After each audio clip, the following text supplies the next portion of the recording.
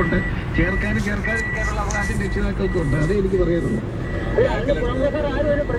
അല്ല, അതിൽ കോൺഗ്രസും മാർക്സിസ്റ്റും ഇല്ലല്ലോ. അത് രക്ഷിതാക്കളും കുട്ടികളും തമ്മിലുള്ള പ്രശ്നമല്ലേ.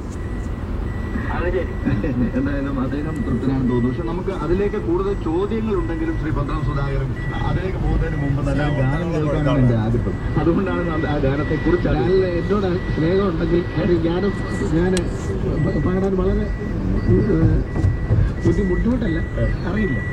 പിന്നെ ഈ എഴുതിയിട്ടുള്ളത് മറ്റുള്ളവർ പാടി കേൾക്കുന്നത് ആണ് സന്തോഷം. അത് ആരൊക്കെ പാടിയതാണ് കേട്ടത്?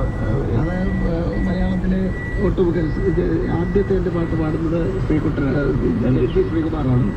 മഴ പെയ്യുന്ന മുതൽ അതെ, അതിനകത്ത് തുമ്പി മഞ്ചലേറിവ കൊഞ്ചം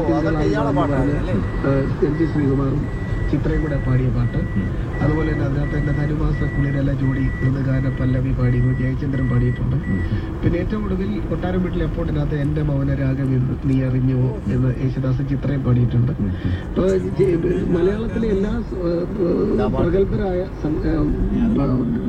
ഗായകന്മാരും ഗായികമാരും എൻ്റെ പാട്ട് പാടിയിട്ടുണ്ടെങ്കിൽ ഞാനത് വലിയ ഭാഗ്യമായി കരുതുന്നു. തീർച്ചയായിട്ടും ഇത്തരം പാട്ടുകൾ നമ്മൾ നിരീക്ഷിക്കുമ്പോൾ നമുക്ക് മനസ്സിലാക്കാൻ പറ്റുന്ന പലതും നല്ല യുഗ്മഗാനങ്ങളാണ് പാടിയിട്ടുള്ളത്. നമുക്ക് അതിലെ ഏതെങ്കിലും ഒരു നല്ല പാട്ടിൽ രണ്ടുപേര് കേട്ടിട്ടാകാം അടുത്ത ചോദ്യത്തിനുള്ള വാഗ.